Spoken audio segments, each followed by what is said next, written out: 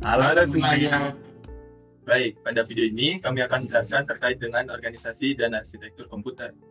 Nah, sebelum membahas lebih lanjut, izinkan kami memperkenalkan diri terlebih dahulu.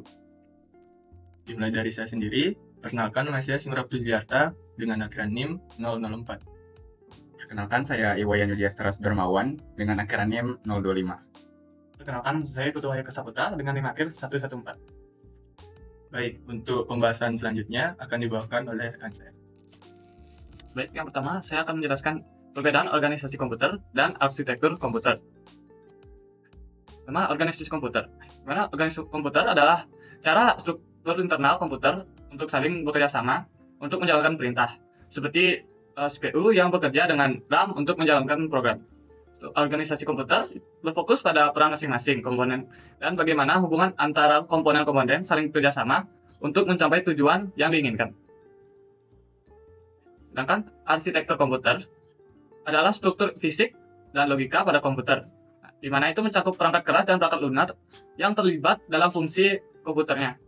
Rancangan arsitektur komputer ini sangat mempengaruhi kemampuan komputer dalam menjalankan tugas yang diberikan kepada arsitektur komputernya. Itu ada perbedaannya. Pada aspeknya arsitektur komputer dan organisasi komputernya, di mana fokus pada arsitektur komputer yaitu rancangan umum sistem. Nah, itu berupa hardware dan softwarenya. Sedangkan organisasi komputer itu berfokus pada bagaimana cara kerja bagian dalam komputernya. Itu cangkupannya itu arsitektur komputer mencakup hal-hal apa saja yang dirancang agar komputer itu bisa digunakan dengan baik. Sedangkan pada organisasi komputer, bagian dalam komputer yang saling bekerjasama untuk menjalankan sebuah perintahnya. Tujuan dari arsitektur komputer ini membuat komputer bisa digunakan dengan nyaman dan sesuai kebutuhan. Sedangkan pada organisasi komputer itu membuat komputer cepat dan efisien dalam kerja, di mana tujuan itu kurang lebih mirip. Baik, selanjutnya itu ada struktur level komputer dan fungsinya. Ini gambarnya itu ada pertama itu pada Veriflash dan communication line, di mana Veriflash ini mengirim data atau perintah ke komputer seperti keyboard, mouse ataupun printer. Sama juga communication lines itu masukkan data melalui saluran komunikasi, yaitu seperti USB, Bluetooth, ataupun Wi-Fi. Setelah itu dia akan ke komputer. Setelah data masuk dalam komputer, data akan diarahkan ke komponen internalnya. Di mana komponen internalnya itu ya ada sistem interconnection. Setelah sistem interconnection itu akan menuju ke CPU, main memory, dan input outputnya. Nah, pertama setelah komputer ini inputnya itu akan mengatur bagaimana data dari luar itu bakal diproses. Setelah input itu akan menuju sistem interconnection-nya, di mana semua komponen utama terhubung lewat sistem interconnection ini. Nah, itu ada CPU, main memory, dan inputnya. Setelah sistem interconnection-nya itu akan menuju ke CPU-nya, di mana CPU itu akan menerima data yang diterima atau yang diarahkan ke CPU. Setelah itu CPU akan memproses data itu. Setelah CPU kita akan menuju ke main memory-nya atau RAM-nya, mana CPU itu bekerja sama dengan main memorinya untuk menyimpan data sementara atau selama proses itu berlangsung. Setelah menuju memori, itu kan terakhir itu menuju outputnya, di mana hasil setelah diproses dari memori dan CPU itu akan dapat disimpan ke dalam memori ataupun ditampilkan ke layar ataupun speaker suara. Itu data yang kita bisa juga mengirimkan data ke perangkat lain melalui outputnya. Baik, selanjutnya itu akan dijelaskan oleh teman saya. Baik, di sini saya akan melanjutkan terkait dengan materi struktur CPU. Nah, pernah nggak sih kalian penasaran bagaimana sih komputer dapat dijalankan sesuai dengan perintah yang kita inginkan? Nah, semua itu terjadi berkat adanya CPU, yaitu Central Processing Unit. Nah, mungkin kita akan bahas lebih lanjut bagaimana sih CPU bekerja dan struktur di dalamnya seperti apa. Nah, sebelum lebih lanjut, di sini saya akan menjelaskan terlebih dahulu apa sih itu CPU. Nah, CPU adalah komponen yang paling penting dari komputer dan ia bertugas menjalankan semua instruksi yang diberikan oleh perangkat lunak. Nah, di sini teman-teman bisa lihat, di sini adalah salah satu contoh dari CPU. Mungkin teman-teman udah banyak yang tahu, seperti contoh ada prosesor Intel, ada juga Ryzen. Nah, lalu di dalam itu ada beberapa komponen penting yang menjalankan tugas-tugasnya masing-masing agar perintah yang diinputkan sesuai dengan apa output yang kita inginkan. Mungkin kita akan bahas lebih lanjut, yaitu terkait dengan struktur di dalam CPU. Baik, di sini saya telah membuat beberapa komponen yang ada di dalam CPU dan gambaran kasarnya. Yaitu di dalam CPU itu terdapat beberapa komponen, yaitu salah satunya ada control unit, ada ALU, ada juga register. Dan semua itu terhubung melalui CPU interconnection, yaitu yang sering disebut dengan bus. Yang dimana ada control bus, data bus, address bus, dan semua itu sering juga disebut dengan system bus. Nah, kita akan bahas lebih dalam apa sih yang dimaksud dengan control unit, ALU, dan juga register dalam CPU. Dan apa sih tugas dari masing-masing komponen tersebut. Nah, di sini saya sudah membuat gambaran dari CPU yang lebih lengkap lagi, yaitu yang pertama kita bahas tentang komponen ALU, yaitu yang dimana ALU ini adalah tempat di mana semua perhitungan dan logika dilakukan. ALU bukan hanya satu blok, tapi punya struktur internal juga yang lebih kompleks, yang dimana kalau teman-teman lihat di sini ada status flags, ada juga yang namanya cipher, ada juga yang namanya complementer, dan ada juga bagian untuk aritmatika dan logika boolean. Nah, kita bahas yang pertama itu adalah status flags, yang dimana di sini akan menyimpan hasil-hasil penting dari operasi, seperti apakah hasilnya 0, atau ada overflow, ataupun ada carry dari hasil perhitungan aritmatikanya. Selanjutnya ada yang namanya cipher. Nah, cipher ini digunakan untuk menggeser bit ke kiri atau ke kanan. Nah, ini berguna dalam perhitungan cepat, seperti melakukan perkalian ataupun pembagian. Lalu ada juga yang namanya complementer, yang dimana bagian ini bertugas membalik bit. Misalnya, dari bilangan positif ke negatif dalam sistem biner. Nah, lalu komponen yang penting dalam ALU ini, yaitu ada bagian yang memproses perhitungan dan logika, yang dimana dalam CPU itu akan memproses nilai-nilai bit atau biner yang dikirimkan ke dalam suatu operasi, yaitu penjumlahan, ataupun nantinya akan ada operasi logika seperti AND, OR, ataupun NOT. Nah, semua bagian ini bekerja sama untuk memastikan setiap perintah yang atau perhitungan yang dilakukan itu dapat berjalan dengan cepat dan akurat. Nah, di mana ini semua terhubung dan juga akan menghasilkan outputnya, yang dimana akan dikirimkan melalui bus internal CPU, yang dimana nanti ada yang namanya register. Nah, register adalah tempat penyimpanan data sementara di dalam CPU. Nah, karena kecepatan yang sangat tinggi, register ini digunakan untuk menyimpan data yang sedang diproses ataupun hasil dari perhitungan. Contohnya pada program counter, yaitu kita menyimpan alamat instruksi berikutnya. Jadi, register ini adalah tempat penyimpanan sementara di dalam CPU. Selanjutnya ada yang namanya control unit. Nah, di mana control unit ini adalah pengatur dari lalu lintas. Jadi ini seperti lalu lintas di jalan raya, yaitu di mana ia akan mengatur semua proses dalam CPU, di mana mengambil instruksi dari memori, memahami instruksi tersebut, lalu akan menugaskan ke bagian-bagian lain seperti ALU untuk bekerja. Lalu semua ini dihubungkan dengan CPU interconnection atau yang dinamakan bus, yang dimana semua komponen tadi, 3 komponen itu akan dihubungkan.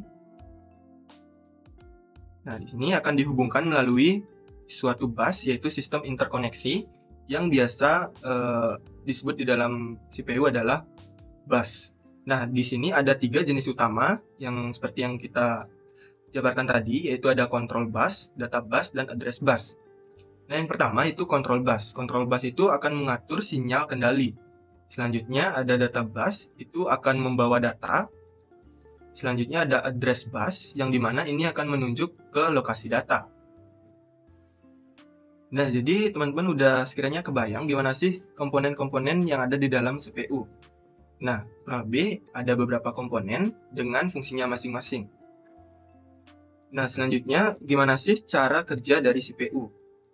Nah, CPU itu mengikuti siklus yang dinamakan fetch, decode, lalu execute, yang dimana data akan diambil lalu di decode supaya dipahami oleh komputer, lalu data tersebut dieksekusi. Nah, tapi sebenarnya dari langkah-langkah tersebut ada beberapa langkah penting di dalamnya, yaitu yang pertama ada yang namanya interconnection address calculation, yang dimana ini akan menghitung alamat instruksi berikutnya. Selanjutnya ada instruction fetch, yang dimana ini akan bertugas mengambil instruksi dari memori.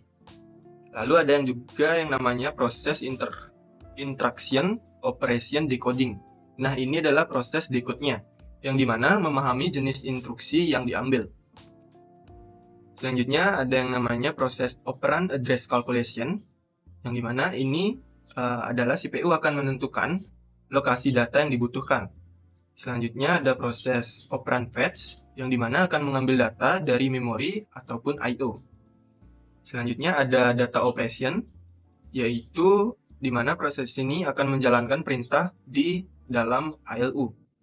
Selanjutnya ada operand store, yang dimana dalam proses ini akan menyimpan hasil ke dalam memori.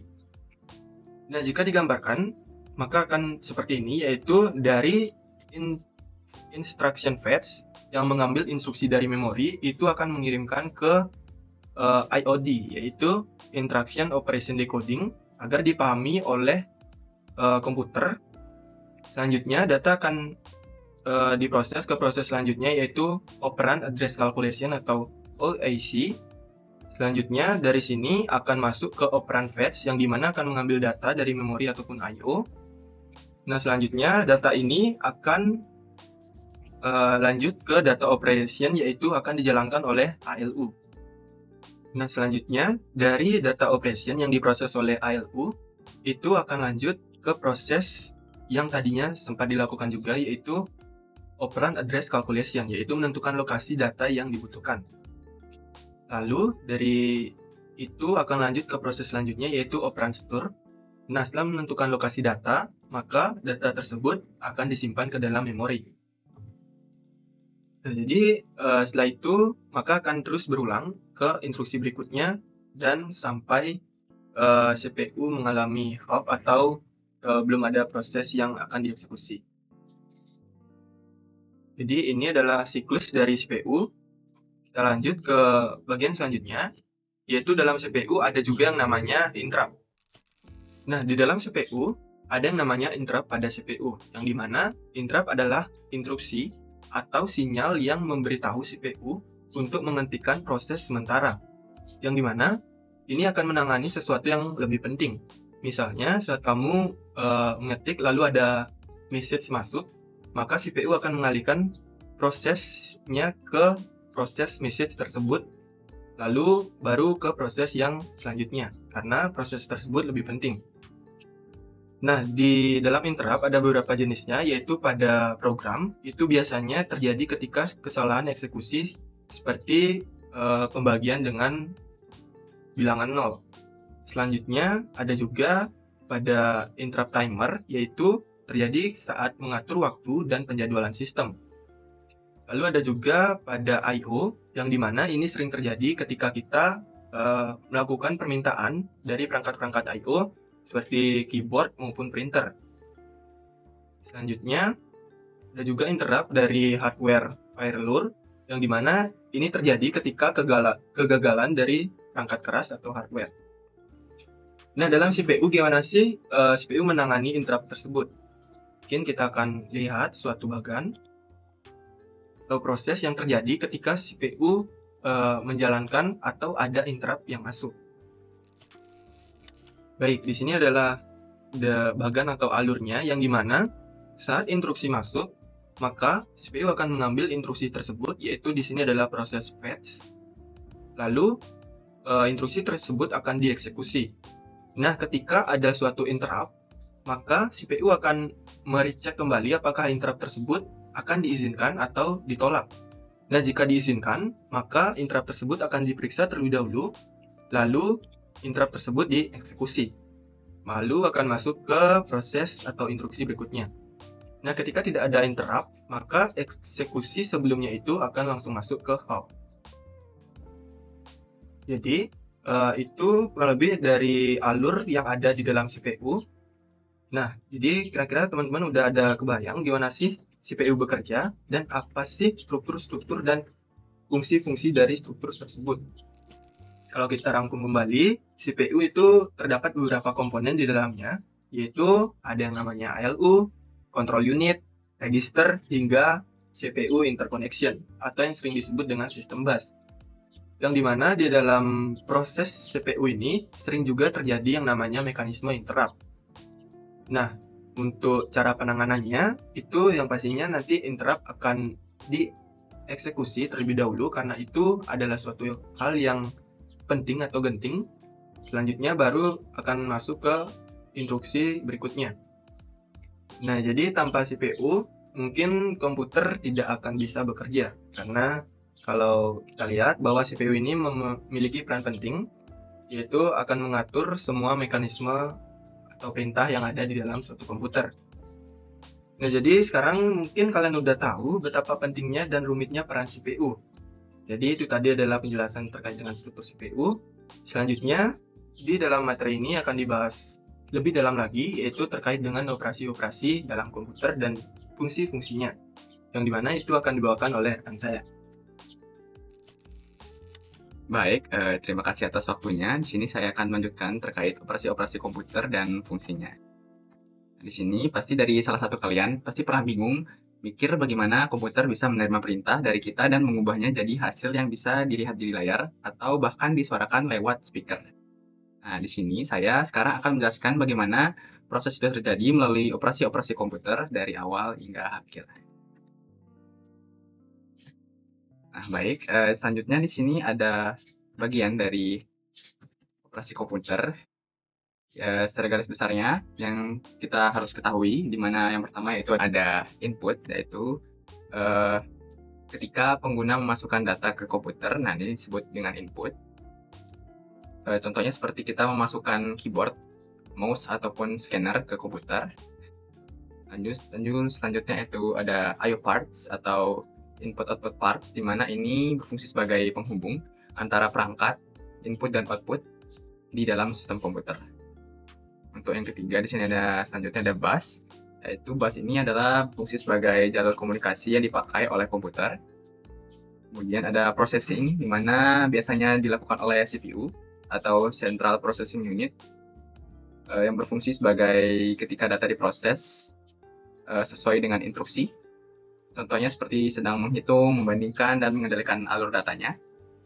Lalu selanjutnya ada storage, di mana storage ini berfungsi sebagai tempat penyimpanan sementara maupun tetap untuk data dan program yang sedang dipakai. Nah, ini biasanya dilakukan oleh main memory ataupun ada secondary memory. Lalu yang selanjutnya, yang terakhir yaitu output, di mana ini adalah hasil dari seluruh pemrosesan yang akan ditampilkan ke pengguna. Baik. Selanjutnya, di sini saya akan menjelaskan gambaran secara garis besarnya operasi-operasi komputer. Baik, di sini saya akan melanjutkan secara garis besarnya, menggambarkan bagaimana secara garis besarnya operasi-operasi komputer.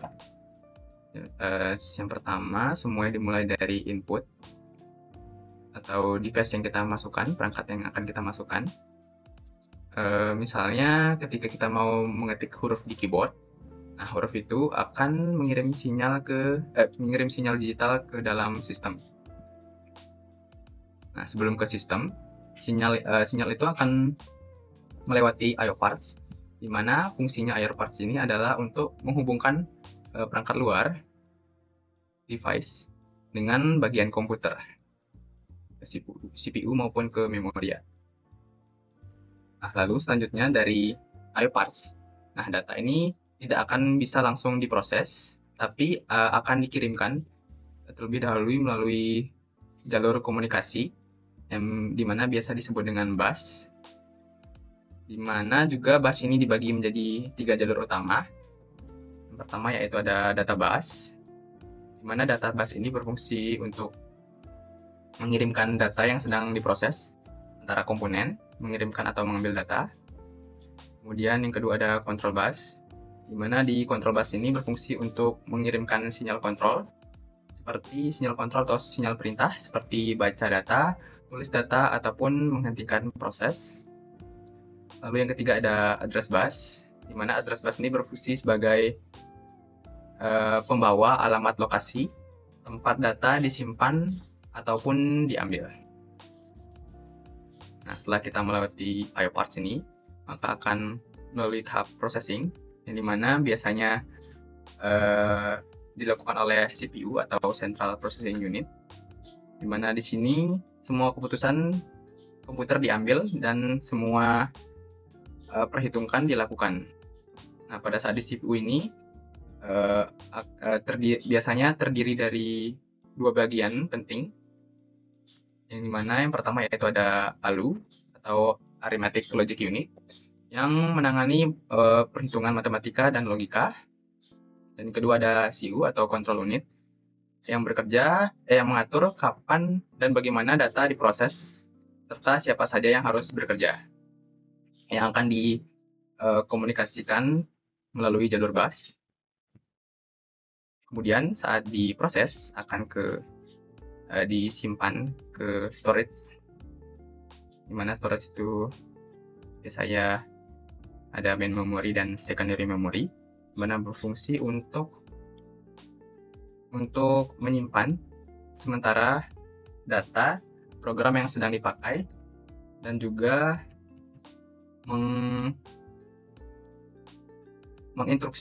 menyimpan instruksi penting dan tetap komputer, sebagaimana pada saat komputer kita pertama kali menyala.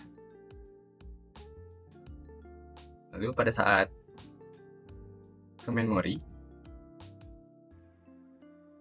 setelah semua proses dan hasil akhirnya selesai, maka akan lanjut ke I/O parts lagi sebagai penghubung antara input device dan output device, lalu akan dikeluarkan melalui output atau semua proses atau hasil akhir dari